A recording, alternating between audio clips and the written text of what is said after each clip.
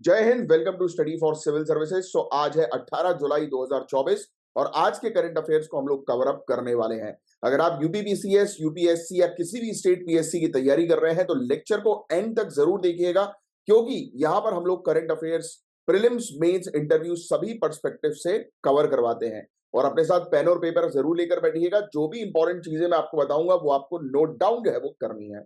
इसके अलावा अगर आपको यूपीपीसीएस में सिलेक्शन चाहिए तो हमारे पेड कोर्स को जरूर ज्वाइन करें, जहां पर ज्ञान सर जो है वो आपको गाइड करेंगे सिविल सर्विसेज एग्जामिनेशन को क्वालिफाई करने के लिए, यानी कि यूपीपीसीएस क्वालिफाई करने में आपकी प्रॉपर हेल्प जो है वो की जाएगी प्रीलिम्स, मेंस, इंटरव्यू लेवल तक। सो इस नंबर पर कांटेक्ट करके हमारे पेड कोर्सेज को जो है वो जरूर ज्वाइन करें। प्लस हमारे टेलीग्राम के channel only current affair study for civil services नाम से भी है, राइट। तो इन दोनों चैनल्स को जो है आप ज्वाइन कर लीजिए। Plus study for civil services के इंस्टाग्राम पेज को भी जो है वो जरूर फॉलो करिए। तो बिना समय वेस्ट किए हम लोग जो है वो अपने सेशन को जो है वो शुरू करते हैं। तो ये 5 टॉपिक्स हैं जिनको एक एक करके हम लोग डिटेल में कवर करने वाले हैं। सो सबसे पहला जो हमारा टॉपिक हम लोग को देखने को मिल रहा है वो है क्लाइमेट चेंज के सीक्रेट से रिलेटेड, यानी कि जलवायु परिवर्तन के रहस्य से रिलेटेड। तो देखो यार, आपको ऑलरेडी जलवायु परिवर्तन और उसके इफेक्ट के बारे में ऑलरेडी पता है कि इतना प्रदूषण हमने कर दिया है जिसके कारण से टेम्परेचर लेवल इंक्रीज हो गया है। सी लेवल, समुद्र का स्तर जो है वो बढ़ रहा है। अनइवन डिस्ट्रीब्यूशन ऑफ रेनफॉल, कभी भी कहीं पर भी बारिश हो रही है, राइट। तो और पूरा जो क्लाइमेट है वो चेंज हो चुका है, राइट। तो ये तो इश्यूज तो आपको ऑलरेडी पता है। अब देखो इस आर्टिकल के अंदर और क्या नई चीज, इंपॉर्टेंट चीज हम लोग को देखने को मिलती है और कुछ ज्यादा इंपॉर्टेंट होगा एग्जामिनेशन के पर्सपेक्टिव से, तो मैं आपको उसके अलग से नोट्स बनवा दूंगा। अभी सिर्फ ध्यान से सुनिए।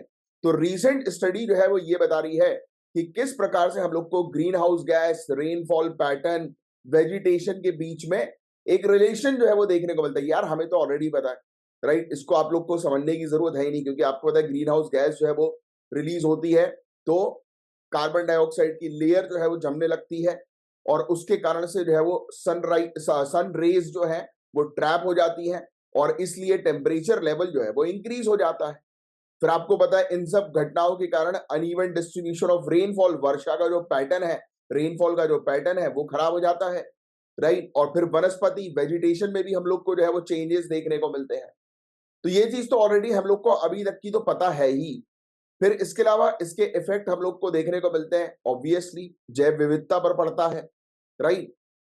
अब और क्या चीज हम लोग को देखने को मिल रही है, inter governmental panel on climate change की रिपोर्ट, आईपीसीसी की रिपोर्ट। ये क्या कह रही है कि धरती का जो क्लाइमेट हम लोग को देखने को मिलती है, पृथ्वी की जो जलवायु है, ये हर एक क्षेत्र जो है वो इसका और हर एक सिस्टम जो है वो इसका वो ट्रांसफॉर्म हो रहा है। भाई ये भी हमें पता है, ये कोई नई बात जो है वो नहीं है, ये अभी तक आप लोग जानते ही हो कि क्लाइमेट चेंज के चलते जैसे पहले जो मॉनसून हुआ करता था या पहले जैसा मौसम हुआ करता था आज से 20 साल पहले, अब वो मौसम वैसा नहीं है।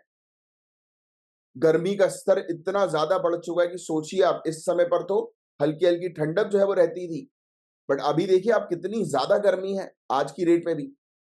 काफी सारे चेंजेस ऑब्जर्व किए गए जो ऐसा बताया जा रहा है कि बिल्कुल भी जो है वो ठीक नहीं हो सकते। हजारों नहीं तो सैकड़ों हजारों वर्ष में अद्वितीय होते हैं, राइट। इसके अलावा ग्रीन हाउस गैसेस बढ़ गई और इसके कारण से हम लोग को कार्बन डाइऑक्साइड एमिशन पर्टिकुलरली जो है वो बढ़ गया। इसके कारण से आप जानती हैं कि हीट जो है वो ट्रैप हो रही है, गर्मी जो है वो ट्रैप हो रही है। और क्लाइमेट चेंज का सबसे बड़ा रीजन जलवायु परिवर्तन का यही है, राइट।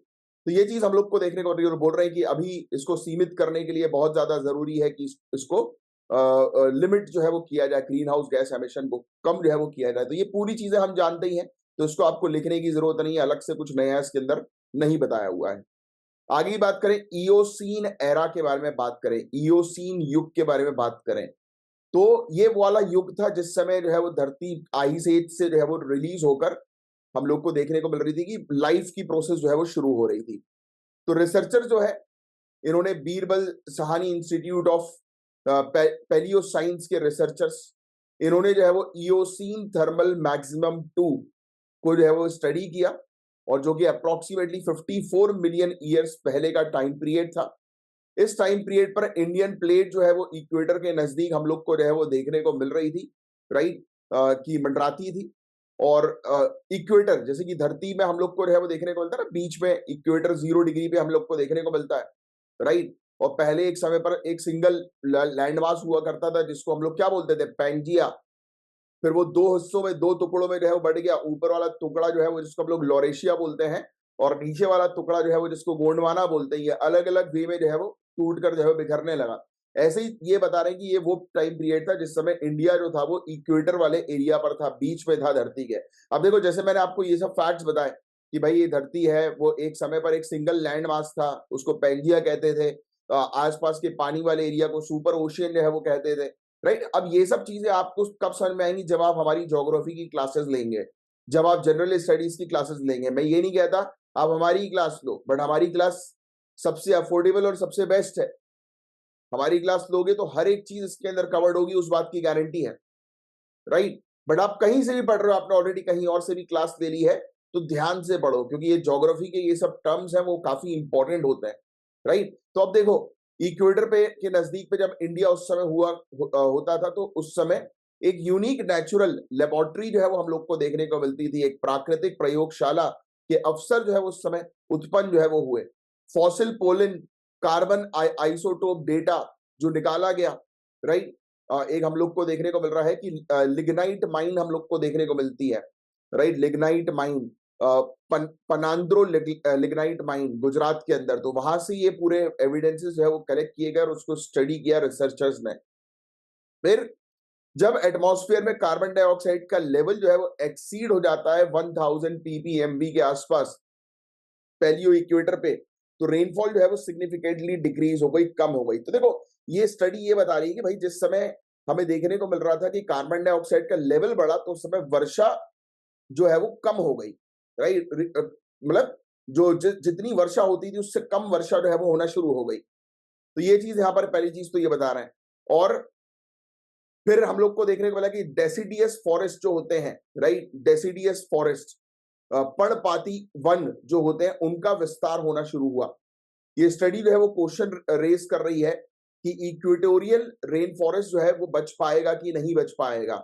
बायोडाइवर्सिटी हॉटस्पॉट जो है वो इक्वेटर पे वो बच पाएगी कि नहीं बच पाएगी। बट इसका सिंपल आंसर आपको पता है कि नहीं बच पाएगी, क्योंकि जिस तेजी से कार्बन डाइऑक्साइड का एमिशन हो रहा है और जिस तरीके से हम लोग देख रहे हैं कि प्रजातियां जो है वो नष्ट होती जा रही है, लुप्त होती जा रही है, जो टेम्परेचर लेवल को झेल नहीं पा रही, जो एग्रीकल्चरल क्रॉप्स जो हम लोग को देखने को मिलते हैं, राइट, जो फसलें वगैरह हम लोग को देखने को मिल रही हैं वो खराब हो रही हैं, तो ऑब्वियसली बात है कि आने वाले समय में स्पीसीज को बचाना मुश्किल है, अगर हमने अभी से बिल्कुल स्ट्रिक्ट एक्शंस नहीं लिए तो।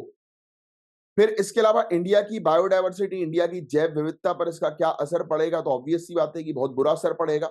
इंडिया एक बायोडायवर्सिटी हॉटस्पॉट है जिसमें western Ghats, north east India, Andaman island हम लोग को देखने को मिलते हैं। इसमें बहुत तेजी से जो है वो चेंजेस आना शुरू हो जाएंगे और चेंजेस आना शुरू हो चुके हैं।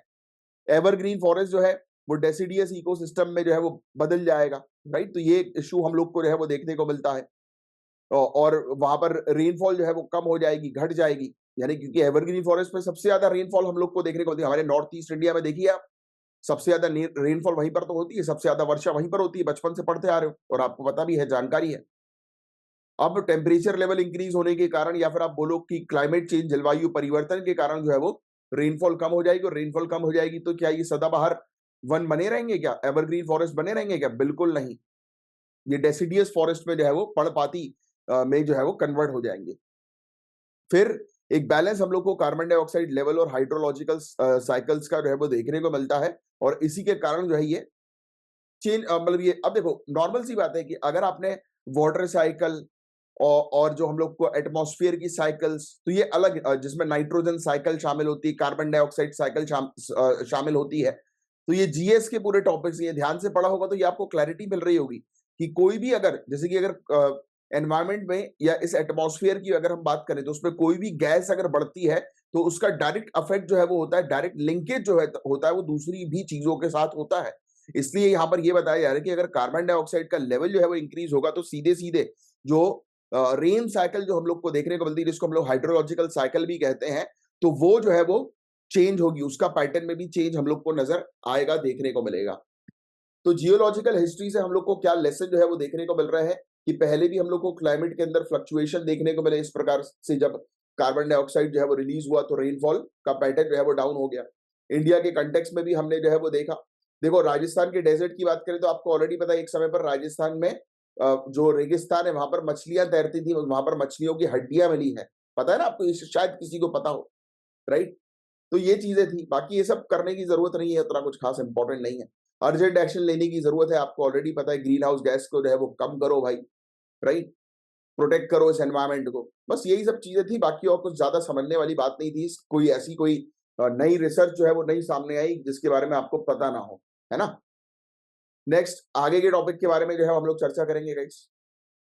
दूसरा जो टॉपिक हम लोग को देखने को मिल रहा है, ये टॉपिक है रत्ना भंडार जगन्नाथ मंदिर का। हम लोग को जो है ये रत्न भंडार जगन्नाथ मंदिर का। अच्छा, अभी जगन्नाथ मंदिर में हम लोग को देखने को मिला कि 46 साल से गोपनीयता रखने के बाद, लीगल बैटल्स होने के बाद, यानी कि कानूनी लड़ाई के बाद, काफी ज्यादा एंटीसिपेशन करने के बाद जगन्नाथ मंदिर का फाइनली 14 जुलाई को जो है वो रत्न भंडार ओपन हुआ। और क्या चीज हम लोग को देखने को मिल रही है यहाँ पर, तो उसके बारे में चर्चा करेंगे। मुझे कमेंट बॉक्स पर लिखकर बताना जगन्नाथ मंदिर जो है वो कहाँ पर है, कौन से राज्य में है। बहुत इजी सा क्वेश्चन पूछ रहा हूँ, सभी को इसका आंसर पता होगा। तो रत्न भंडार जो है, अगर इसके बारे में हम बात करें तो जगन्नाथ जो पुरी नाम से ही समझ में आता है, ओडिशा के अंदर है, राइट। पुरी का जो जगन्नाथ मंदिर हम लोग को देखने को मिलता है, यहाँ पर जो पवित्र खजाना है, जहां पर जो रत्न भंडार है, ये 46 वर्षों तक सरकार की मोहर में बंधा रहा, सील्ड। कानूनी विवादों, बहसों के कारण इसे बंद करना पड़ा, लेकिन 14 जुलाई को भगवान जगन्नाथ की दिव्य इच्छा प्रबल हुई और कक्ष अनंतः खोल दिए गए। और मुख्यमंत्री मोहन चरण मांझी ने इस महत्वपूर्ण प्रयास की सफलता की आशा व्यक्त जो है वो की थी। अब पूरी प्रोसेस के बारे में हम लोग जो है वो चर्चा करते हैं। तो मानक संचालन प्रक्रियाओं का सावधानी पूर्वक पालन करते हुए, मतलब कि स्टैंडर्ड ऑपरेटिंग प्रोसीजर को प्रॉपरली फॉलो करते हुए 4 घंटे से अधिक का समय लगा था पूरी प्रक्रिया होने में। पहला पॉइंट, ये सब लिखने की जरूरत नहीं है। दूसरा, मंदिर के मुख्य प्रशासक अरविंद कुमार पाधी ने इस बात की पुष्टि कर दी थी कि दोनों कक्ष खोल दिए गए हैं। कंफर्मेशन मिल गया था कि दोनों चैम्बर ओपन हो गए हैं। भीतर कक्ष के ताले तोड़ने पड़े और बाहरी कक्ष से आभूषणों को मंदिर परिसर के भीतर एक स्थायी स्ट्रांग रूम में स्थानांतरित जो है वो किया गया, स्ट्रॉन्ग रूम में, राइट, टेम्पररी स्ट्रॉन्ग रूम। तो वहां पर जो है वो इसको ट्रांसफर किया गया। समय की कमी के कारण आंतरिक कक्ष के आभूषणों को सूचीबद्ध करने सहित शेष कार्य किसी अन्य निर्दिष्ट दिन पर पूरा किया जाएगा। अब समय की कमी के चलते इन्होंने जो दूसरा जो चैम्बर था, वहां की ज्वेलरी जो है उसके रिकॉर्ड मेंटेन नहीं किया, वो कभी और करेंगे, ये बताया जा रहा है। फिर इसमें और क्या चीज हम लोग को देखने को मिलती है, तो रत्न भंडार के 2 कक्ष होते हैं, एक बाहर वाला भंडार और एक भीतर अंदर वाला भंडार। इन कक्षों में पूर्व राजाओं और भक्तों द्वारा भगवान जगन्नाथ, भगवान बालभद्र और देवी सुभद्रा को चढ़ाए गए अमूल्य आभूषण रखे हुए हैं। आखिरी बार 1978 में संकलित सूची में कुल 454 सोने की वस्तुएं और 293 चांदी की वस्तुएं जो है वो इसमें शामिल थी। अब रत्न भंडार का प्रमुख महत्व जो है वो क्या है, तो ये भी आपको याद रखने की वैसे जरूरत नहीं है। इसका जो साइज है, हाइट है, वो सब कोई इंपॉर्टेंट जो है वो नहीं है, आप लोग के एग्जामिनेशन में नहीं आएगा। आप बस यही चीज ध्यान में रखने की, लोग जो है वो भगवान को जो है ये अपनी ज्वेलरी जो है वो अर्पण करते हैं वहां पर, राइट, पुरी में। और ये एक रिचुअल हम लोग को जो है वो देखने को मिलता है, राइट, और इसकी एक सैक्रेड इंपॉर्टेंस, एक पवित्र महत्व जो है वो दर्शाता है। कुछ चैलेंजेस यहाँ पर सामने नजर आए।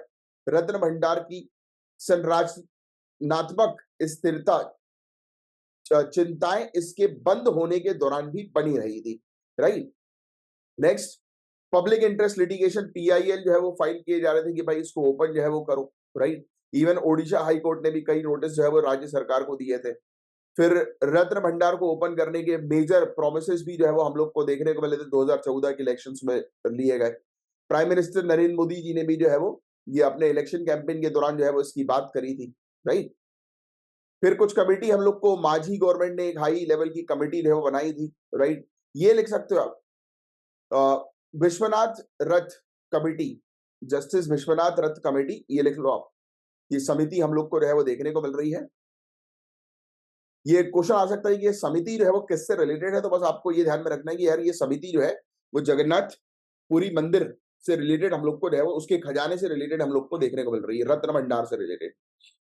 ठीक है, कमेटी ने यही सजेस्ट किया था कि भाई सेफ्टी मेजर्स लो, स्टैंडर्ड ऑफ प्रोसीजर लो, बस ये 2 चीजें बस आप लिख लो, बस इससे ज्यादा और कुछ नहीं है इस टॉपिक के अंदर। फिर रत्न भंडार जो है वो एक हिस्टोरिक मूवमेंट हम लोग को देखने को मिल रहा है, भगवान जगन्नाथ से एसोसिएटेड हम लोग को देखने को मिल रहा है। ठीक है, जगन्नाथपुरी मंदिर के बारे में हम बात करें तो most sacred Hindu pilgrimage site India के अंदर हमें देखने को मिलती है, सबसे पवित्र हिंदू तीर्थ स्थल में से एक है ये। इसकी लोकेशन आपको ऑलरेडी पता है, पुरी ओडिशा के अंदर हम लोग को देखने को मिलती है। भगवान जगन्नाथ विष्णु जी के एक अवतार हम लोग को देखने को मिलते हैं, उन पर समर्पित होता है ये। ठीक है, एक और ये 4 धाम में से एक धाम हम लोग को जो है वो देखने को मिलते हैं, राइट। फिर इसके अलावा ये टेम्पल का स्ट्रक्चर जो है वो काफी कॉम्प्लेक्स हम लोग को जो है वो देखने को मिलता है। कलिंग आर्किटेक्चरल स्टाइल का इसमें उपयोग किया, ये लिख लेना। जगन्नाथ मंदिर जो है वो किस स्टाइल पर, किस शैली पर बना है, तो याद रखिएगा कलिंग स्थापत्य शैली, कलिंग आर्किटेक्चरल आर्किटेक्चरल स्टाइल, ये बहुत इंपॉर्टेंट है, ये आपको ध्यान में रखना है। ठीक है, बाकी यहाँ पर रथ यात्रा वगैरह होती है, सब चीजें तो आप जानते ही हैं। यहाँ की मंदिर की दीवार में जो है वो महाभारत रामायण की स्टोरी जो है वो उसके पिक्चर्स हम लोग को देखने को मिलते हैं। हर साल जो है वो जून या जुलाई के महीने में जो है वो यहाँ पर रथ यात्रा जो है वो निकलती है, राइट, भगवान की, तो जिसके बारे में आपको ऑलरेडी पता है। भगवान जगन्नाथ, उनके भाई बालभद्र और उनकी बहन सुभद्रा, ये तीनों के रथ जो है वो निकाले जाते हैं। ठीक है, और ये रथ जो है वो किस तरफ जो है वो भेजे जाते हैं, गुंडीचा मंदिर की तरफ, राइट। 9 दिन का ये पूरा पीरियड होता है, 9 से 11 दिन बोलते हैं। ठीक है, पुरी जगन्नाथ मंदिर जो है ये सेंचुरी ओल्ड इसके ट्रेडिशंस है, इसके रिचुअल्स हैं, बहुत पुरानी, सदियों पुरानी इसकी परंपरा, रीति रिवाज हम लोग को देखने को मिलते हैं। डेली रूटीन इस मंदिर का जो होता है जिसमें सेवा पूजा होती है, राइट। ठीक है, बस ये चीज आप थोड़ी सी जो है वो ध्यान में रखिएगा, दैट्स इट, बाकी और कुछ नहीं इस टॉपिक के अंदर। Light house tourism in India, ये टावरिंग बीकन जो है वो खड़े किए गए हैं इंडिया की कोस्ट लाइन को देखने के लिए सेंचुरी से। आपने देखा होगा ना ये लाइट हाउस क्या होता है, पता है ना आप लोग को? जैसे कि कोस्टल एरिया पे आप जाओगे तो एक बहुत ऊंचे एरिया पर, राइट, ऊंचे एरिया पर खड़े होने की एक जगह होती है कि जहां से दूर दराज की शिप्स वगैरह को जो है वो दूरबीन की मदद से जो है वो देखा जाए, तो वो होता है लाइट हाउस। तो अब ये टूरिज्म का जो है वो काम कर रहे हैं इंडिया के अंदर, राइट। अब honourable prime minister Narendra Modi ji की लीडरशिप के तहत इंडिया जो है वो अपनी मैरीटाइम हेरिटेज को जो है वो सेलिब्रेट कर रही है। इन लोग अपने लाइट हाउस को, यानी कि हम लोग अपने लाइट हाउस को जो है वो ट्रांसफॉर्म कर रहे हैं, कल्चरल लैंडमार्क और टूरिस्ट स्पॉट के तौर पर इसको तैयार किया जा रहा है, बनाया जा रहा है। लाइट हाउस सदियों पुराने टाइम पीरियड से, अगर हम बात करें महाबलीपुरम लाइट हाउस की, तमिलनाडु के अंदर जो हम लोग को देखने को मिलता है, राइट, इसको एक नेचुरल स्टोन से जो है वो तैयार किया गया, बनाया गया। एक चट्टान के ऊपर जो है वो लाइट हाउस है, जहां पर खड़े होकर आपको एक बहुत अच्छा व्यू जो है वो मिल सकता है पूरे एरिया का, राइट। पूरे आप कह सकते हो जो पूरा शोर है, शोर मतलब तट, वो पूरा महाबलीपुरम के अंदर एक शोर मंदिर हम लोग को देखने को मिलता है, उसका एक बहुत अच्छा व्यू मिल सकता है। फिर वैसे ही एक द्वारका लाइट हाउस गुजरात के अंदर है, ये चाहो तो लिख लो, Mahabalipuram lighthouse Tamil Nadu, Dwarka lighthouse Gujarat. Lighthouse क्या होता है समझ तो गए हो ना, ये पुडुचेरी लाइट हाउस फ्रांस के द्वारा जो है वो तैयार किया गया था, फ्रेंच रूलर, क्योंकि पुडुचेरी में फ्रेंच का कब्जा था ना।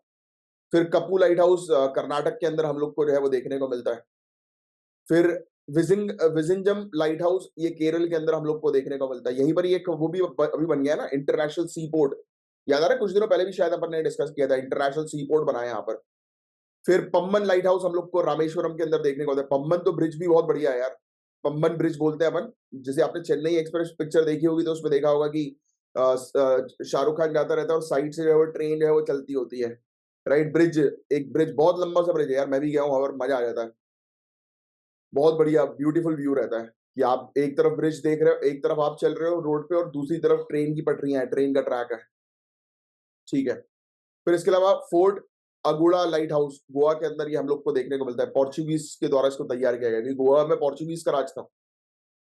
फिर मॉडर्न लाइट हाउस में जो है वो नेविगेशन के अलावा भी बहुत सारी चीजें हैं, यहाँ पर सेफ्टी सर्वेलांस के लिए भी इसका उपयोग जो है वो किया जाता है, यानी कि वहां पर हमारे जो कोस्टल गार्ड्स जो हम लोग को देखने को मिलते हैं, इंडियन कोस्ट गार्ड, वो वहां पर जो है वो तैनात रहते हैं कई कई केसेस में, राइट। हमारी कोस्ट लाइन की सिक्योरिटी के लिए। फिर ऑटोमेटिक आइडेंटिफिकेशन सिस्टम भी यहाँ पर हम लोग को देखने को मिलता है फिशरमैन और लाइट हाउस के बीच में कम्युनिकेशन क्रिएट करने के लिए। ठीक है। फिर marine aid to navigation act 2021 हम लोग को जो है वो देखने को मिल रहा है, राइट। नेविगेशन के लिए समुद्री सहायता अधिनियम 2021, बस बाकी और कुछ नहीं है इसके अंदर। मैरीटाइम इंडिया विजन 2030 लिख लो यार, ये इंपॉर्टेंट है, मैरीटाइम इंडिया विजन 2030। अब देखो इसमें हम लोग को क्या करना है, नाम से में आ रहा है मैरीटाइम यानी कि समुद्री, तो हमें समुद्री क्षेत्र को जो है वो बेटर बनाना है, शिप बिल्डिंग इंडस्ट्री पर काम करना है, टूरिज्म को जो है वो फोकस करना है, राइट। ब्राउन फील्ड कैपेसिटी पर काम करना है। ब्राउन फील्ड मतलब कि जो ऑलरेडी प्रोजेक्ट्स जो बन चुके हैं उनको और बेटर करना है, मतलब जैसे कि पोर्ट्स वगैरह, बंदरगाह वगैरह जो ऑलरेडी हैं, एग्जिस्ट कर रहे हैं, तो उनको और बेटर करो और अच्छा वहां पर फैसिलिटीज जो है वो अवेलेबल करवाओ। वर्ल्ड क्लास की मेगा पोर्ट्स, वर्ल्ड क्लास के मतलब बंदरगाह जो है वो हमें तैयार करने हैं, राइट। फिर इसके अलावा यहाँ पर साउथ इंडिया के अंदर ट्रांसशिपमेंट हब जो है वो हम लोग को तैयार करना है, ठीक है। तो ऐसी काफी सारी चीजें, इंफ्रास्ट्रक्चर को मॉडर्नाइज करना है, बस यही है, उसमें और कुछ नहीं है। ईज ऑफ डूइंग बिजनेस पर जो है वो काम करना है, लॉजिस्टिक एफिशिएंसी को जो है बढ़ाना है कि सामान जो है वो एक जगह से दूसरी जगह ले जाया जा सके। गवर्नेंस मैकेनिज्म को जो है मजबूत बनाना है, पीपीपी पब्लिक प्राइवेट पार्टनरशिप को प्रमोट करना है, एजुकेशन रिसर्च ट्रेनिंग पर फोकस करना है, ग्रीन पोर्ट्स बनाने हैं, राइट, और रिन्यूएबल एनर्जी पर जो है वो काम करना है। तो ये सब मैरीटाइम इंडिया विजन 2030 के जो है वो टारगेट्स है, जो आपको याद रखने की जरूरत नहीं है, लिखने की जरूरत नहीं है, बहुत बेसिक सी चीजें ये अपने आप आपके दिमाग में जो है वो आएंगी जब 3-4 बार जो है पढ़ना शुरू कर दोगे तो। और बस आप, मैं तो आपको बोलता हूँ कि आप रेगुलर लेक्चर अटेंड करो, ऑटोमेटिकली आप देखना है कि आपके अंदर चेंजेस आना शुरू होगा, आपको नॉलेज के भंडार जो है आप बनने लगोगे, राइट। हर चीज जो है वो लिखना नहीं है, अपन को लिख कर जो है वो दूसरी किताब नहीं बनानी। अब लिख कर छोड़ दोगे, उसको रिवाइज नहीं कर पाओगे तो क्या मतलब लिखने का। इसलिए मैं लिखवाने के ऊपर कम फोकस करता हूँ, आपकी समझदारी को बढ़ाने के ऊपर ज्यादा फोकस करता हूँ। चलिए अब आगे बढ़ते हैं। अब देखिए एक इंपॉर्टेंट टॉपिक सामने नजर आता है, इंडिया के सस्टेनेबल डेवलपमेंट से रिलेटेड टॉपिक है। नीति आयोग ने अभी recently sustainable development India index 2023-24 की रिपोर्ट जो है वो जारी करी है, जिसमें ये बता रही है कि भाई हमने कितनी प्रोग्रेस करी है सस्टेनेबल डेवलपमेंट गोल्स को अचीव करने के लिए। तो बहुत ज्यादा इंपॉर्टेंट टॉपिक है ये, सतत विकास से रिलेटेड, सस्टेनेबल डेवलपमेंट से रिलेटेड, राइट। तो अब देखिए सबसे पहली चीज के बारे में हम लोग जो है वो चर्चा करें तो नीति आयोग के द्वारा सस्टेनेबल डेवलपमेंट इंडिया इंडेक्स जो है वो तैयार किया जाता है। पहला पॉइंट तो ये लिख लो आप, ये इंपॉर्टेंट है क्योंकि कि sustainable development goal India index किसके द्वारा डेवलप किया जाता है, नीति आयोग के द्वारा। लिख लो पहली चीज तो ये। अब इस इंडेक्स के अंदर राज्यों को और केंद्र शासित प्रदेशों को, यानी कि स्टेट्स और यूनियन टेरिटरीज को जो है वो इवेल्युएट किया जाता है, आकलन किया जाता है कि कौन सी राज्य, कौन सी यूनियन टेरिटरीज जो है वो अचीव कर रही हैं सस्टेनेबल डेवलपमेंट इंडेक्स के गोल्स, ठीक है।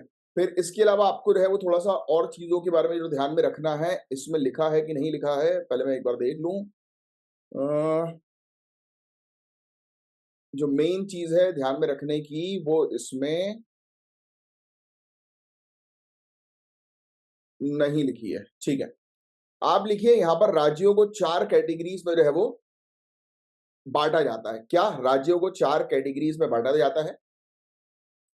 पहली कैटेगरी जो होती है वो होती है अचीवर्स की, पहली कैटेगरी होती है अचीवर्स की। दूसरी कैटेगरी हम लोग को जो है वो देखने को मिलती है, मतलब ये पहले नंबर यानी कि जिसने अचीव कर लिया था वो अचीवर। दूसरी होती है फ्रंट रनर, जो सेकंड नंबर पे आता है वो है फ्रंट रनर, जो सेकंड नंबर पे आता है वो है फ्रंट रनर। तो आपने पहले क्या लिखा, पहले लिखा अचीवर, दूसरा आपने लिखा फ्रंट रनर। तीसरे नंबर पर जो आते हैं वो होते हैं परफॉर्मर, और चौथे नंबर पर जो आते हैं वो होते हैं एस्पिरेंट्स। एस्पिरेंट्स, तो एस्पिरेंट्स, परफॉर्मर, फ्रंट रनर और अचीवर, यानी कि जिसने सस्टेनेबल डेवलपमेंट गोल को अचीव कर लिया वो अचीवर होता है। इस प्रकार से हम लोग जो है वो राज्यों को 4 कैटेगरीज में जो है वो बांट देते हैं। बस इतना बस लिख लो आप। बाकी इसके अंदर इंडिया के स्कोर के बारे में बात करें तो इंडिया का स्कोर जो है वो इंप्रूव हुआ है, याद रखना।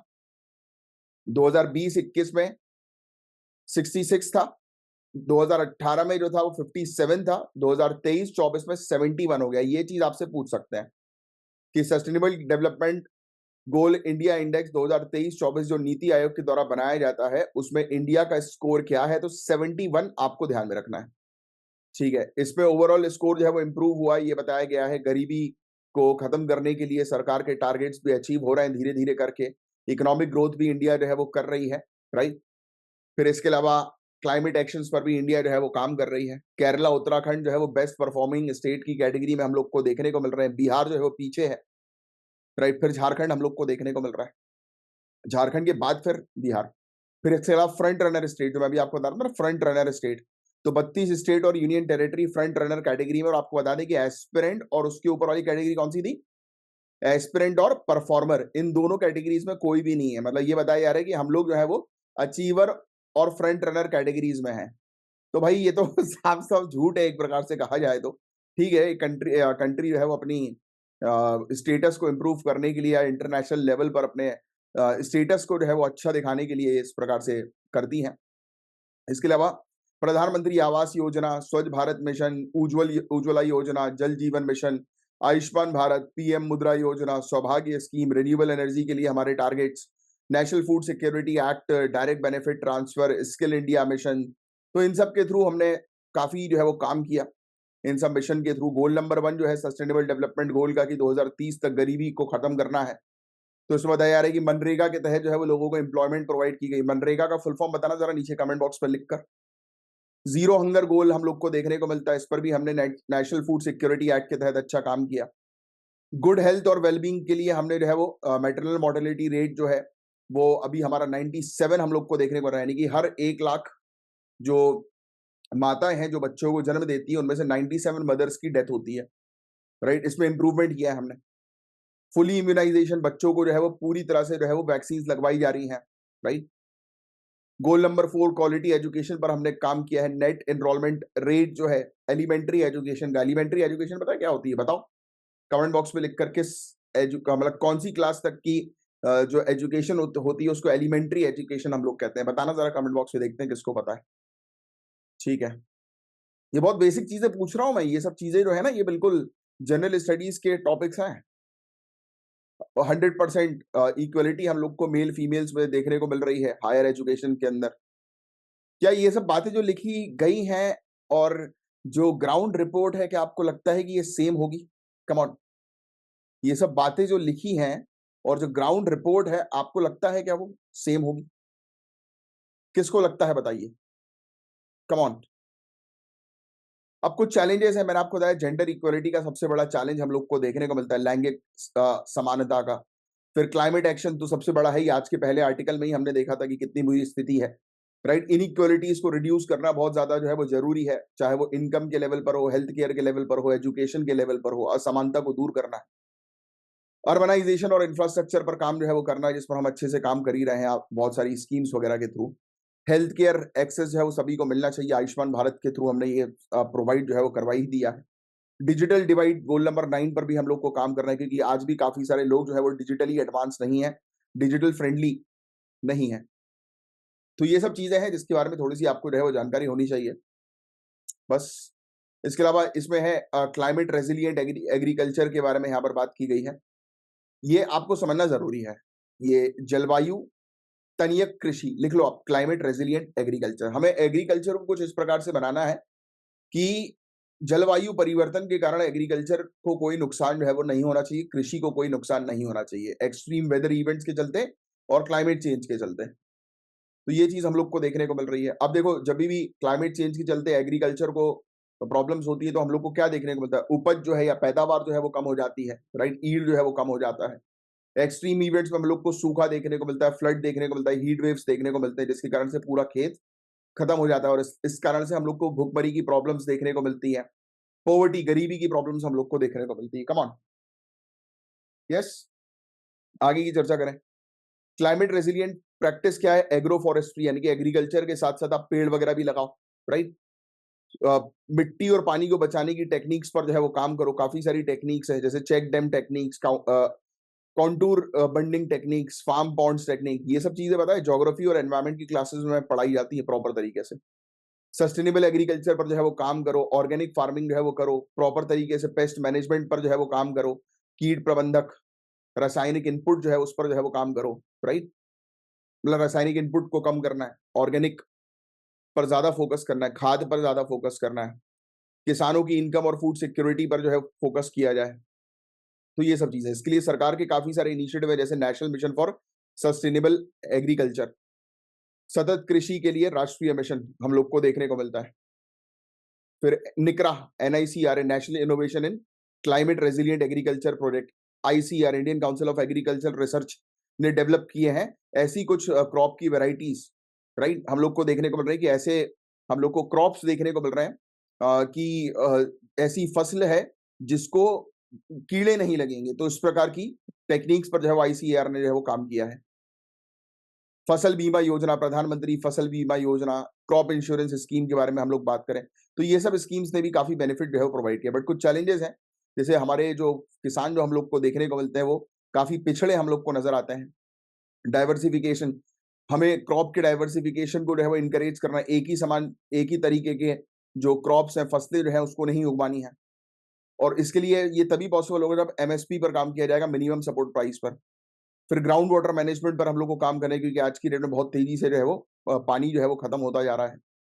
लोकल गवर्नेंस पर जो है फोकस करना है, लोकल एरिया पर जो शासन है उसको सशक्त बनाना है, राइट।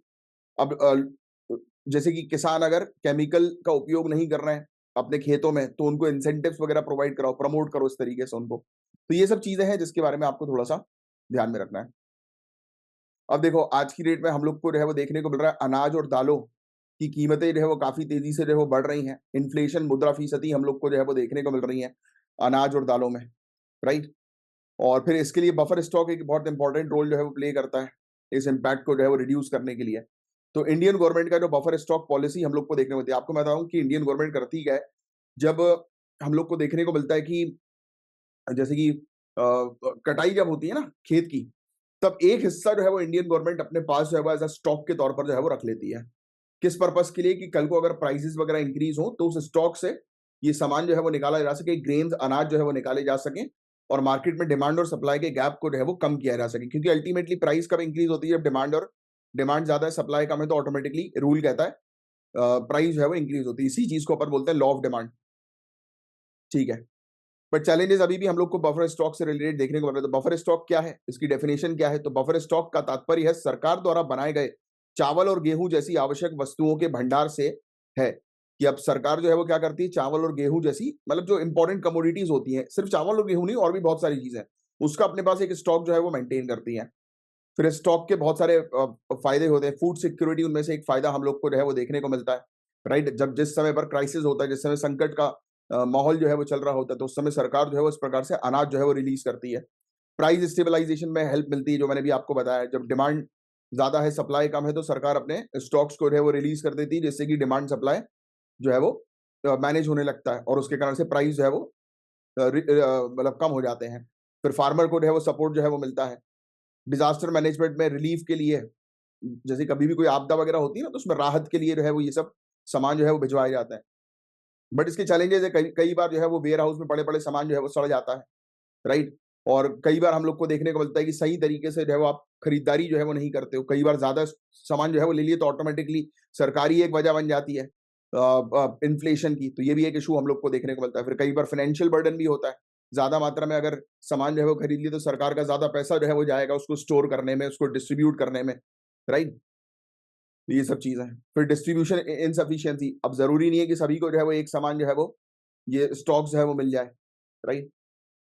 तो ये भी एक इशू है। करप्शन का एक इशू जो है आप मेंशन कर सकते हो, क्वालिटी का एक इशू आप मेंशन कर सकते हो, ठीक है। इसकी अपॉर्चुनिटीज हम लोग को देखने को मिलता है, अवसर है, जैसे कि डाइवर्स प्रोक्योरमेंट, अलग अलग जगह से आप चीजों को खरीद लेते हो, राइट, अलग अलग चीजें जो है वो खरीद लेते हो। ब्लॉकचेन टेक्नोलॉजी का इस्तेमाल किया जाए ट्रांसपेरेंट और सिक्योर स्टॉक मैनेजमेंट के लिए। डायनेमिक बफर नॉर्म्स हम लोग को देखने को मिलता है। रियल टाइम डेटा जो है वो इसका मेंटेन है वो किया जाए, जैसे कि क्लियरली पता लगे कि कितना स्टॉक है। प्राइवेट सेक्टर के पार्टिसिपेशन के कोलैबोरेशन की आवश्यकता है, राइट। और separate price stabilisation, food security, production, इन सब चीजों को करने की आवश्यकता है कॉन्फ्लिक्ट को रिड्यूस करने के लिए। इंटरेस्ट इक्वलाइजेशन स्कीम, IES, तो ये प्रोवाइड कराती है इंटरेस्ट रेट इक्वलाइजेशन को प्री और पोस्ट शिपमेंट एक्सपोर्ट क्रेडिट के लिए। तो देखो ये टॉपिक थोड़ा सा इंपॉर्टेंट है। क्या लिखा हुआ है टॉपिक के अंदर? इंटरेस्ट इक्वलाइजेशन स्कीम, लिख लो ये, इंटरेस्ट इक्वलाइजेशन स्कीम। अच्छा, इसमें क्या होता है, देखो कई बार हम लोग को जो है वो देखने को मिलता है कि आप सामान एक कंट्री से दूसरी कंट्री में भेजते हो, तो कई बार एक्सपोर्टर जो होता है, भाई उनको गारंटी नहीं होती कि सामने उनका सामान जाएगा तो उनको पेमेंट मिलेगी कि नहीं मिलेगी। यस, तो उसके लिए ये स्कीम हम लोग को जो है वो देखने को मिलती है। इसमें इसका मेन ऑब्जेक्टिव ये है कि इंटरेस्ट रेट इक्वलाइजेशन प्रोवाइड कराना प्री और पोस्ट शिपमेंट में। जो एक्सपोर्ट होता है ना, तो उसमें प्री और पोस्ट उनको पेमेंट जो है, यानी कि ये बेसिकली एक्सपोर्टर को जो है वो सिक्योर करने के लिए एक स्कीम हम लोग को देखने को मिलती है। 2000 जून 2024 में ये स्कीम जो है वो लैप्स हो गई सभी एक्सपोर्टर्स के लिए, सिर्फ एमएसएमई को छोड़कर, क्योंकि एमएसएमई पर आज की डेट में हम लोग सबसे ज्यादा फोकस कर रहे हैं। ठीक है, अभी हमें देखने को मिल रहा है ईईपीसी इंडिया ने जो है वो रिक्वेस्ट करी कि वापस इस स्कीम को जो है वो सभी एक्सपोर्टर्स के लिए जो है वो शुरू कर दिया जाए, जिससे कि सभी को बेनिफिट मिल सके। IMO international maritime organisation award for exceptional bravery at sea का ये अवार्ड हम लोग को जो है वो देखने को मिल रहा है। यानी कि समुद्री क्षेत्र में जो है वो जो सबसे बहादुरी का काम करते हैं उनको ये अवार्ड जो है वो दिया जाता है, उनको रिकॉग्नाइज किया जाता है। कैप्टन अभिलाष रावत और उनके क्रू जो है उनको 2024 का ये अवार्ड जो है वो मिला है। स्टेट पीएससी के लिए इंपॉर्टेंट है, ध्यान में रखिएगा। और आईएमओ का ये अवार्ड सेरेमनी जो है वो 2024 की जो है वो लंदन में जो है वो इसके हेडक्वार्टर लंदन में जो है वो हुई है, ना कि जेनेवा में। तो लंदन याद रखिएगा, इसका हेडक्वार्टर है। नेक्स्ट, इंटरेस्ट इक्वलाइजेशन स्कीम से रिलेटेड एक क्वेश्चन है मेंस का, ट्राई करिए इसका आंसर जो है वो देने की 150 वर्ड्स में। तो बस आज के लिए इतना ही था। अब मिलेंगे हम लोग कल के करंट अफेयर्स की क्लास में, तब तक के लिए bye bye, take care, have a great day ahead, जय हिंद।